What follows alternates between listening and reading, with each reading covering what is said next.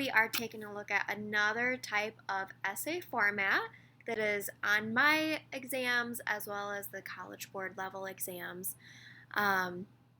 So this is our third type of question.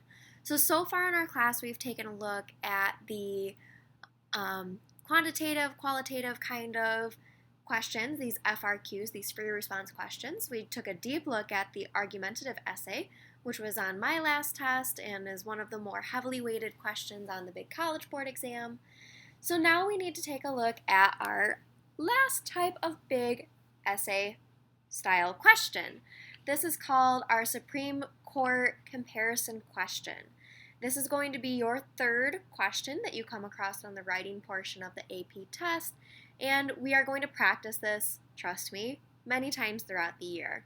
But since this is the first time that we are even taking a look at this kind of response, I wanted to dive deep into what does the format typically look like, what can you expect, and then how are you being graded? What is expected of you? Because as we know, sometimes it's not always clear when looking at our essay questions. So I wanted to first off show you what kind of formatting you would see on the AP test. What does this type of question look like? Well, you're going to be given some kind of stimulus. Okay, so you're going to get a pretty good chunk of writing here where it's going to give you some kind of background information on a case you have probably never heard before. Okay, so it's going to give you some kind of scenario, some kind of other court case, and you're going to have to read through it. Okay, down below that case, you're going to get an A, B, and C. Okay, so again, we're going to want to make sure that our reader, or your teacher, knows specifically you are responding to this A portion. You're going to want them to know you're responding to B, responding to C. So labeling A, B, C next to it is most likely a good idea. Leaving a line in between when you are responding, so making sure that's chunked together. That way it's especially clear. Hey, I am answering part A here. I'm answering part B, and I'm answering part C. There's no question of like searching for information, searching for within your answer. That takes a long time, and sometimes the right answer can get lost if it's not right out there. So just know this is basically the overall format of what you're going to see when it comes to a Supreme Court comparison FRQ, or free response question. Again, it's number 3 that you're going to come across on the AP exam. Okay, so let's take a look at the scoring rubrics. That way we know what is the style of points that we are even looking at. So here I've got the scoring rubric from College Board. I know it looks pretty messy from what we see here, but there are some teachers out in the world who use those essay prompts that were provided by College Board. So I didn't want to be just giving away free answers in case I have any other AP students from around the world that come across this video. So where are you getting points from, and how much is this FRQ worth? So overall, 4 points is what this essay is worth. Even though you only have 3 bullet points, you are getting 4 points overall by this type of FRQ. So within your A segment of responding to the question, you are being asked to identify what constitutional clause is common in both the court case that you are provided, the random one, and then the one you're being asked to compare it to. Okay, so going back to our provided prompt here in our Google Doc, we see that in Part A, we are asked to identify the constitutional clause that is common in both United States versus Lopez and the National Labor Relations Board versus Jones and Lawland Steel Corporation. Okay, you're going to see, you probably know this one already. It's one of our 15 required court cases for this course. So you should know at least one of these courses, or these cases, and you should know the constitutional clause going into testing. Okay, so you get 1 point for being able to identify the constitutional clause that is at hand or at issue in both situations, the court case you do know and the situation you've been given based on the stimulus for the prompt. Now, here's going to be what I say for identifying the constitutional clause. Not only do you want to identify equal protection clause, but I would also say, for at least my class, and as me as a teacher, I would like you to identify where in the Constitution or the Bill of Rights you are getting that clause from. Okay, so if you're saying the Equal Protection Clause, tell me it's in the 14th Amendment. Tell me it's freedom of speech in the First Amendment. Okay, some of them, as we know, come from Supremacy Clause or our Elastic Clause, Necessary and Proper, or Commerce Clause. You're going to again cite those. Which article of the Constitution is that coming from? Okay, again, that's just a way for us to kind of double dip, make sure that we are fully answering this question as well as we can. Okay, so you're identifying the constitutional clause, and for me, you're identifying where in the Constitution that clause is coming from. Without both of those things, okay, so without the clause and without the location within the Constitution, I'm not giving you that point for Part A. So just so we know, that's where we're getting that point from for Part A. In Part B, going back to our big Google Doc here, we are asked to explain how the facts in the United States versus Lopez led to a different holding than in National Labor Relations Board v. Jones, which again is that stimulus that you're getting up here. Okay, so what led to a different holding between the court case we do know walking into the test and the court case that we're just learning about by reading this situation? So again, this is going to be more of the tricky one, Part B, of where, don't forget, you're being asked two things here. So looking at the College Board rubric, we're going to get one piece of information. It's a little bit bare here, describing relevant information. What you need to do really here is provide the background information that you know about the Supreme Court case you're walking in with knowledge from. Okay, so those 15 required court cases, for my class, we use this as summer homework, so that way you're walking into the class kind of already having a basic background on these court cases. You need to provide, what do you know about United States versus Lopez? What was the situation? What was the ruling? Okay, so that's where you're showing, I know U.S. versus Lopez. I have background information. I've studied this case.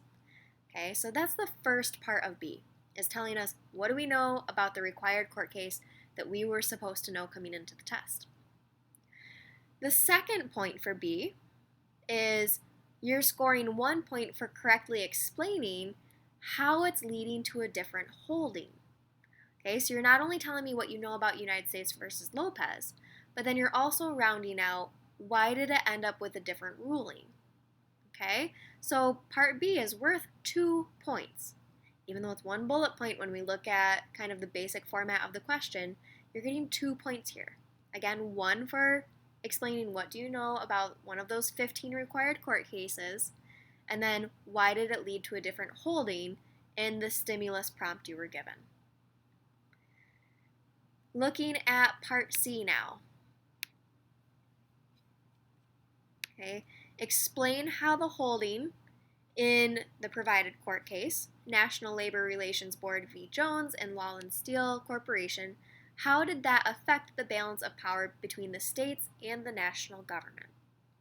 Okay, notice here, this Part C doesn't have anything to do, really, with one of our 15 required court cases. Most of the time, your Part C is going to be some kind of further explanation of your understanding of how government operations work. Okay, so they're going to be looking here at a process. Do you understand a big term, maybe, that we've talked about in this course? So, right, based on reading just Part C, what we've known coming out of Unit 1, kind of getting into the legislative branch, power balance between states and national government, yeah, you could maybe describe that as federalism. Okay, so again, pulling out some of those big idea concepts from the course, backing it up with talking about the stimulus you've been given. Looking at our College Board rubric, Explain how the holding, again in the provided court case, affect the balance of power between the states and the following government. Okay, so by correctly explaining it, linking it back, showing your full understanding to the big course concepts, that's going to get you that final point. So our Supreme Court comparison FRQ overall is worth 4 points. You're getting 1 point in Part A for correctly identifying that constitutional clause in both cases. Part B is worth 2 points. Half of it is coming from giving that background information on one of the 15 required court cases for AP Government. Second point in Part B is coming from identifying or correctly describing, explaining why the cases led to different holdings, different results. And then Part C is connecting it to some of the bigger ideas, bigger concepts within the course. Okay? So let's take a look at my example of a Supreme Court comparison. So our stimulus, or our second comparison for a court case, in 1935, Congress passed the National Labor Relations Act, or the NLRA, which, among other things, guaranteed workers the right to join a labor union and collectively bargain with employers. The law also established the National Labor Relations Board, NLRB, an independent agency responsible for enforcing the law. The Jones and Lawless Steel Corporation fired 10 workers for attempting to unionize its plant located in Aliquippa, Pennsylvania. When the National Labor Relations Board determined this to be in violation of the recently passed NLRA, the company sued, claiming that labor relations had only an indirect effect on commerce, and thus Congress did not have the constitutional power to regulate it. In the subsequent case, National Labor Relations Board v. Jones and Lawless Steel Corporation, the Supreme Court ruled in favor of the National Labor Relations Board by a 5-4 vote, holding that the Jones and Lawless Steel Corporation conducted interstate commerce and that industrial labor relations affected the commerce. So, thinking about how does this have anything to do with what was talked about in the United States versus Lopez case, okay, look for those common words, right? That's your big hint. What was our common words? Okay, so you're going to want to maybe consider, even before getting into the stimulus, going and seeing what court case am I being asked to compare this to. So that way you can brainstorm real quick, okay, what is U.S. versus Lopez about? Gather those facts, gather that background story. What do I know about this court case going into it? What do I know as the constitutional clause maybe? And then go back and read through that stimulus prompt. Okay, so again, you're identifying that constitutional clause. So you're telling me maybe it's again that Commerce Clause in Article 1, which identifies the powers of the legislative branch. Again, be very specific. Show that you know your information. Don't make it questionable or a mystery of what you're talking about. Most likely, if you're taking the AP test, your reader is not your teacher. Okay, they shouldn't be your teacher. That is bias. So we're going to be sending your FRQs to other teachers maybe in different states. Does that person who has no idea who you are know how you talk or what is going on in your head? Okay, so make sure it's very clear you know what you're talking about. So again, remember, you want to back up. What do you know about U.S. versus Lopez? I'm going to highlight the things that are going to give us points here, just as a reminder. What do you know about U.S. versus Lopez? That's where you get to show off your study skills. What was the issue at hand in U.S. versus Lopez? Why did the judges come to the ruling that they did? And then, why did it lead to a different ruling in the case that we just read about? Okay? And then finally, you're going to explain some type of concept from throughout the course. Okay, so make sure every once in a while you go back and review those Supreme Court cases. Yes, we'll briefly explore them in talking about how they're related to the concepts we're talking about in class, but definitely a little bit more responsibility on your part to go back, read through those background informations. What was the clause at hand? What was the question? What was the overall rulings? Those are going to be the big things going into this. So these are sort of the big things, knowing where you're getting your points from. What do I need to do for part A, part B, part C? How do I write it? Again, maybe you're labeling. You're leaving a space in between each of the sections, making it clear what part you're answering. And you're doing those 4 different tasks.